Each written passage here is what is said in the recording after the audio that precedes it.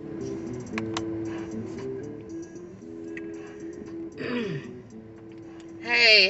how y'all doing today?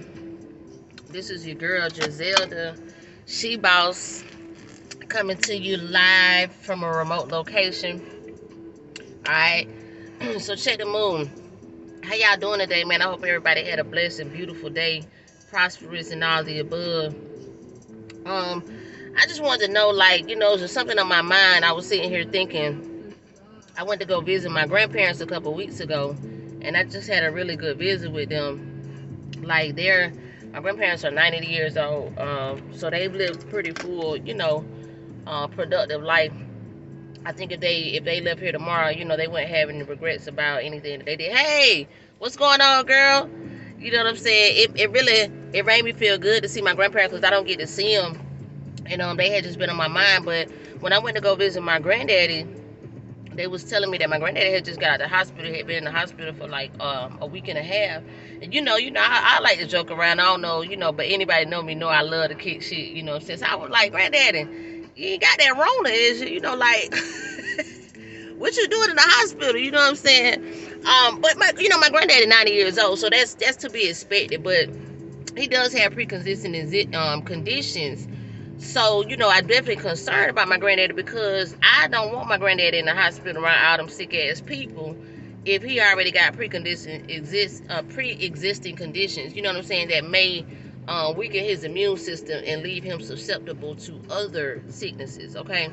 Because if y'all haven't heard, I don't know if y'all been properly informed, but a lot of people are experiencing difficulties that already have pre-existing conditions as far as things like high blood pressure, diabetes, things like that. Some of the other sicknesses that they have transpired to create in us, long time ago. So they were, already planning to weaken our immune system so that when they got ready to give us the big hit and come with the big blow, it would clear out a lot of people. That was like part of the plan anyway. So it led me to, just basically I was telling my grandparents, about some natural remedies that they could do to try to increase their immune system, you know what I'm saying, and increase their health because, like I said, my grandparents are 90 years old. Y'all got to think about it. A lot of the program and indoctrination that the system has implanted in us since elementary school, it sticks with us throughout life, you know what I'm saying? So all my grandparents know is doctors, you know what I'm saying? But I'm not a firm believer in all doctors and all medicines, especially not Western medicine, because I know that a lot of natural healing medicines work just as well, if not better, and have better long lasting results. So I'm all for anything natural, that you don't have to, take a pharmaceutical to be able to so-called cure, because a lot of times the pharmaceuticals don't do anything but mask pain, you know what I'm saying, and prevent infection, but they don't necessarily resolve the problem, or they don't even tell you what the problem is for the problem to be able to resolve.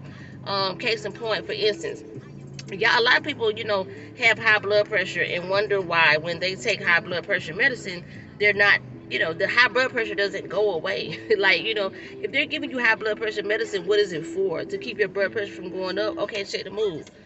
If I'm taking it to keep the blood pressure from going up, but I'm not taking it to actually get rid of high blood pressure, then what is the real point of taking the medication? In my mind, it's got to be about the money, because other than that, if it's not curing it, what is it doing? Okay, it's helping you to maintain high blood pressure. You know what I'm saying?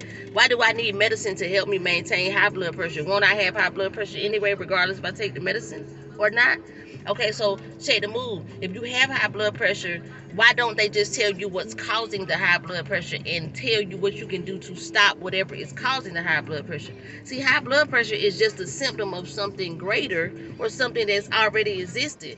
It's a result. It's not the actual issue. High blood pressure is being caused by something, but the doctors won't tell you that. You know what I'm saying? They won't tell you that you could probably go home, open up your spice cabinet, take a variety of herbs, you know what I'm saying? Stop eating this and that, and you could probably just reverse the high blood pressure naturally without having to take any medication. They're not going to tell you that because Big Pharma won't get paid any money if they do. You feel me? So just know that big pharma is in the business of making big bucks. Okay, so it's not about healing you and making you better. That's why I'm all for Eastern and natural medicines, because they're for healing you, you know what I'm saying, without trying to make all the money. And a lot of them don't even cost as much as pharma does. You know what I'm saying? But pharma's not doing nearly as much and not putting out nearly as many positive results as the natural thing. So I was telling my grandparents about sea moss, telling them about bladderwrack, you know what I'm saying? Telling them about turmeric, tell them about ginger, tell them about honey. I tell them about the detox that I use to keep myself healthy. Just like lime water and things of that nature. Like a lot of, and what was surprising was my grandparents are 90 years old. Like they was all ears. You know what I'm saying? And I think that my grandparents don't really care for the hospitals and doctors either. Like my grandma can't even go visit my granddaddy when he's in the hospital because the doctor already told her that she got a weak immune system and she is susceptible to get sick just from being in the hospital. So y'all please understand, a lot of people that's getting diagnosed supposedly with this COVID-19, supposedly, that have taken the test, you know what I'm saying? Because I don't know many people that, I'm not gonna say, I'll take that back. I know a lot more people are getting tested and coming up positive than negative. It's very rare that somebody comes up negative after taking the test. But let me tell y'all something. I also believe that they're inflating the numbers, you know what I'm saying, because they want the numbers to be high.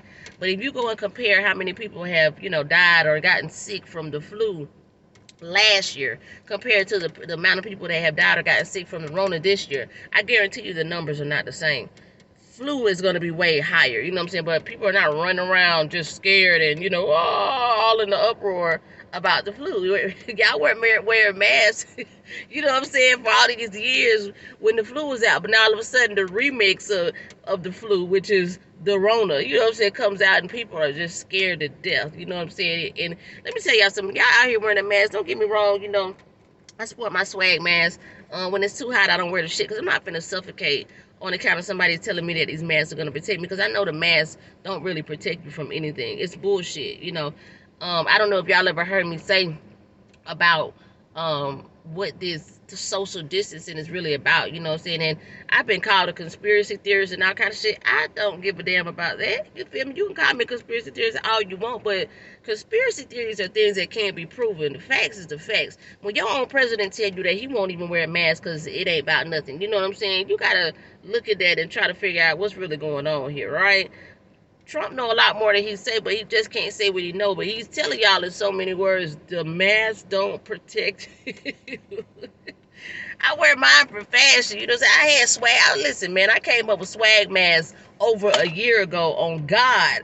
Way before this Rona shit even ever popped off. I came up with the mask for fashion and for people in industries that need to wear masks to protect themselves. You know what I'm saying? From their everyday jobs, such as nail stylists, people who deal with chemicals, people who work in the freezers, who faces cold because they're exposed to, freezing temperatures all day. Like I came up with swag masks to cover and protect you from that, and to look cute while you're doing it, not because of the Rona. So, like I said, when I'm out with my mask on, it's just for publicity and to advertise, to get more clientele who want customized masks. I never for once, and I give a disclaimer, I don't believe that the masks protect you. I would never promote my swag mask to proclaim to protect you from the Rona, because in reality, masks can't protect you from radiation, you know what I'm saying, damage. Like, seriously, on everything. So, just keeping it 100, that's my take on it. But the reason I entitled this video is, are you prepared for round two? Is because y'all do know that they're coming back with round two in the fall for this Rona, right? Like, this was just like a spring break kind of, temporary refresher course to let everybody out so that we don't, go ham and just spaz from them, keeping us on lockdown. But you're talking to a person that's done did a few prison sentences and multiple jail sentences. Lockdown is my life, baby. You know what I'm saying? I can live during lockdown. That ain't shit to me. I thrive during lockdown. I come up with the best creations, the best ideas, you know what I'm saying, the best productivity during lockdown when I ain't got shit else to do. So don't threaten me with a good time of boredom. You know what I'm saying? Like, I'm gonna come out the woodworks with all kind of shit. But at the end of the day, if you're not doing anything and you didn't learn from the first round, you know what I'm saying? Like, what are you doing? You feel me? Don't get me wrong. I'm all for the second round of stimulus and things like that, to help stimulate the economy. I think it's all good. But the thing that I think that a lot of people are not understanding, not thinking, like, how are you using the opportunities that you have now to be able to prepare for not only round two, but the future? What happens if we don't come back about a lockdown for a long time? What if what if we're on lockdown for a year next time? What if we're on lockdown for a year this next round? How are you preparing now while you got the freedom, the opportunity, the time, the ability, the resources? How are you preparing for round two of the lockdown? All right, those of y'all that done went back to work, some of y'all ain't went back to work. Some of y'all, starting businesses, or even maybe not doing anything at all. Like, wherever you at with it, how is that helping you to be able to be situated when round two come up? You feel me? Like, I'm thankful and I'm glad that we was able to come up out of lockdown for the temporary time that we was able to, because I feel like it was just a test. You know what I'm saying? It was a warning to let us know that round two is going to be a lot worse than round one was. You feel me? And if you haven't prepared and you get fucked up during round two, that's nobody's fault but yours. A lot of people don't understand that we're supposed to learn from our mistakes. If we had stayed on lockdown and we was never given a stimulus check, if we was never given the opportunity to come on lockdown, a lot of people are really be in a fucked up position right now.